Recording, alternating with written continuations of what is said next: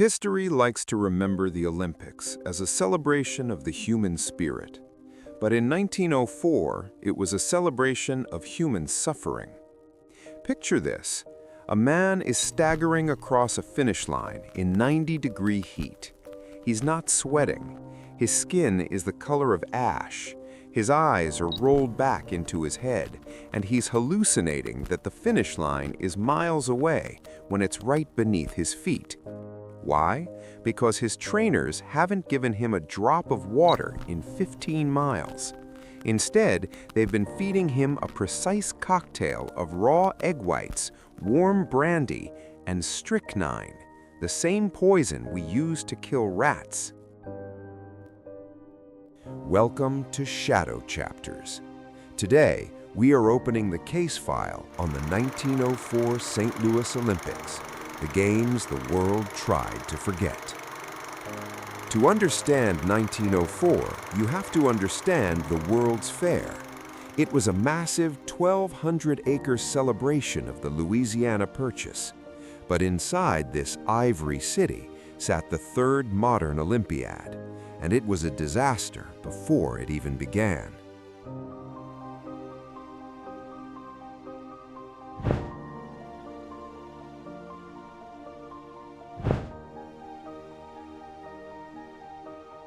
The games were originally supposed to be in Chicago, but St. Louis threatened to host their own rival games to overshadow the fair.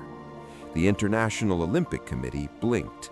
They moved the games, and in doing so, they handed the keys of the Olympic movement to two men, James Sullivan and W.J. McGee. Sullivan was a white supremacist who believed the Olympics should be a showcase for Anglo-Saxon superiority. He stretched the games over 5 months, scattering events among carnival rides and freak shows. Spectators would be eating cotton candy and suddenly realize they were watching a world record pole vault. International participation? Non-existent. Russia and Japan were at war.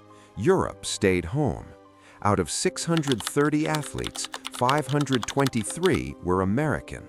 It wasn't an international competition. It was a rigged local circus.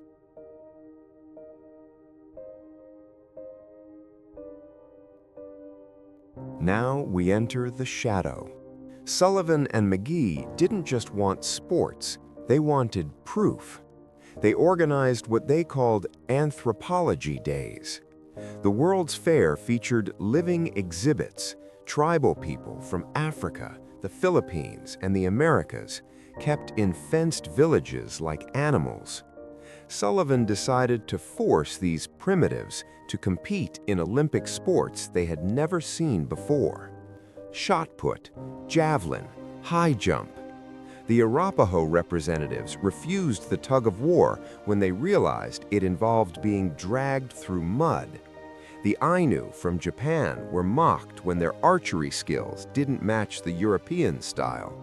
Sullivan's goal was simple. He wanted these men to fail. When they inevitably struggled with unfamiliar rules and equipment, Sullivan published his findings. He claimed it conclusively proved that the white man was physically superior. It was a state-sponsored, televised attempt at eugenics. It is a stain on the Olympic rings that took a century to even acknowledge. August 30th, the marathon. The heat index in St. Louis hit an estimated 135 degrees Fahrenheit. It was a death trap. But for James Sullivan, it was a perfect laboratory. He believed in purposeful dehydration. He thought water made the body weak. So he ordered the water stations removed. Only 2 stops for water existed on a 25-mile course through deep, rolling dust. And it wasn't just the heat. The roads weren't closed. Cars and horses drove alongside the runners, spewing clouds of fine silt into their faces. William Garcia was the first to fall. He was found face down in the dirt, bleeding internally. The dust had coated his esophagus and literally shredded his stomach lining. He was hours from death. Then there was Len Tao, one of the first black Africans in the Olympics. He was a Boer War veteran and a naturally gifted runner. He was in the top 10 until a pack of stray dogs spotted his bare feet and chased him a full mile into the wilderness. He fought his way back and still finished 9th. Imagine what he could have done without the dogs. Now we meet the winners. First, Fred Lords. He cramped at mile 9, got in a car, rode 11 miles, and then jogged into the stadium to take the gold. When he was caught, he called it a joke. But the real horror was Thomas Hicks. By mile 17, Hicks was dying. He begged his trainers for water. They refused. Instead, they gave him a mix of strychnine and brandy. Hicks began to hallucinate. He thought he was still running in Boston. He thought the finish line was 20 miles away. By the last mile, he wasn't running. He was being carried by his trainers, his feet dangling off the ground while they dragged him across the line. He won the gold. He almost lost his life. He lost 8 pounds in 3 hours. His heart almost stopped. That gold medal was bought with rat poison. While the world focused on the marathon disaster, the boxing ring held a quieter conspiracy.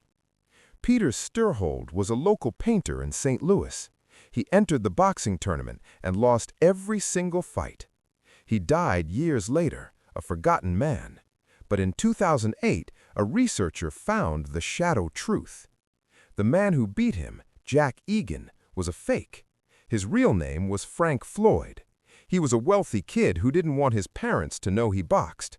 Because he fought under an alias, he was disqualified, but the records weren't updated for 104 years. Peter Sturhold was a bronze medalist for over a century, and he died without ever knowing it. He is the ghost of the 1904 Games. The 1904 Olympics nearly killed the movement. Attendance was a joke. The science was a nightmare. The racism was blatant.